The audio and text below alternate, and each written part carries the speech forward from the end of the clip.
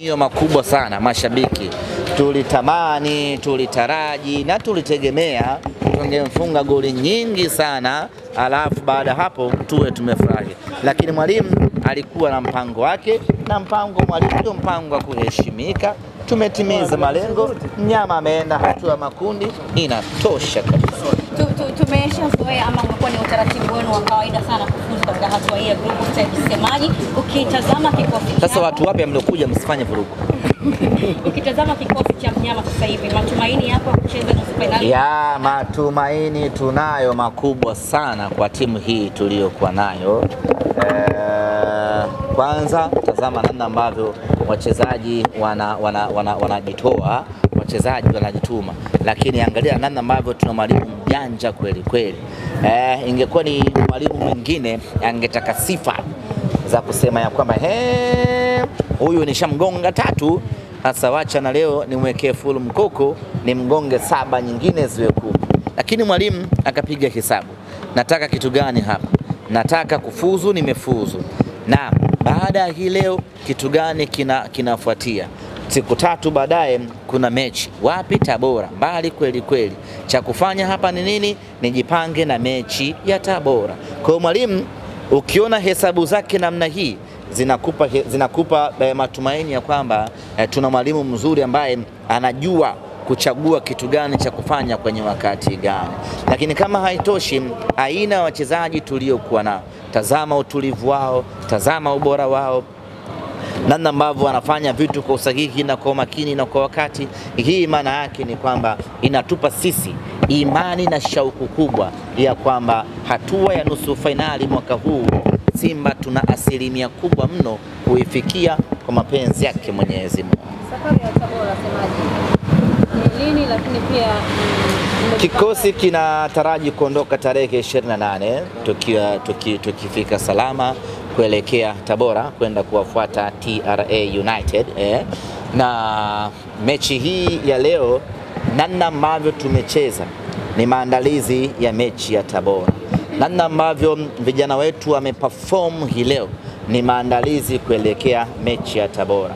Namna ambavyo vijana wetu wamecheza kwa kutunza nishati mwili ama kutunza power, sio power ya Mbosso, kutunza power ya mwili, ni dhahiri shahiri ya kwamba mwalimu alishaanza maandalizi kuelekea mechi yetu ya tarehe 30 dhidi ya TRA. Hakukuwa na maana yoyote ufunguke, utumie nguvu kubwa, vijana wapambane, wapishane, alafu baada ya mechi watu wamechoka, unakuja kucheza na TRA, unamkuta yuko fresh na nguvu ya kutosha, alafu wewe umecheza unaenda kiwanjani hauna nguvu ya kutosha kwa sababu uliitumia kwenye mechi ya ligi mabingwa Afrika. Unaingia kiwanjani unacheza vibaya, unapata sare ama unafungwa, inakuwa haina maana yoyote. Ndio maana hii leo tukacheza kwa kurestore energy. Unacheza huku unatunza mwili ili utakapokuja kuingia uwanjani sasa kwenye mechi ya kuchukua alama uende ukiwa na nguvu ya kutosha, uende ukamtandike TRA pale pale nyumbani kwao, uondoke na alama 3. Huna sababu ya kutumia nguvu kubwa wala akili kubwa kwenye mechi ambayo tayari umeshafuzu. Kiuhalisia sisi tulifuzu tangu tarehe 19 ya mwezi wa 10. Leo tulikuwa tunafanya sherehe tu ya kuingia hatua ya kundi kwa mara ya 7 mtawalia. Lakini umefurahi kwa timu zote 4 kufuzu Semaji? Swala lako la mwisho. Anasubiri sana kule Tabora. Nani? Christina Mwagala. Ya, ni mechi ngumu against TRA. Always tukicheza na wale mabwana mechi yetu inakuwaga ngumu kweli kweli. Wana timu nzuri, wana confidence ya kutosha, wana morali, wanapambana kweli kweli, ni wapambanaji. Ni timu ngumu, ni ngumu sana, lakini sisi tunakwenda kwenye mchezo huo kwa tahadhari kubwa. Na ndio maana unaona hata mechi ya leo tumecheza Benjamin Mkapa, tunacheza na Nsingizini ligi ya mabingwa Afrika, lakini akili yetu inamuanza TRA. Tunaanza maandalizi yetu, tumeanza mipango kwenye mechi hii kuelekea mchezo wetu huo kwa sababu tunafahamu ugumu wake, lakini tunaamini kwenye ubora tuliokuwa nao na meneja wetu mtaalamu kweli kweli, tunaamini atatuvusha salama kwenye mdomo wa TRA. Vipi lakini swali langu hujalijibu msemaji? Swali lako nasema? Umefurahishwa na timu zote 4 kufuzu? Timu 4 za Tanzania zimefuzu kwa mara ya kwanza. Kwanza inatakiwa vilabu vyote na wadau wote wa mpira Tanzania waipongeze Simba Sports Club. Wote wadau wote wa mpira wanatakiwa kuipongeza Simba Sports Club. Simba ndio tumefungua milango ya timu za Tanzania kutamani kwenda kushiriki kwenye michuano ya kimataifa.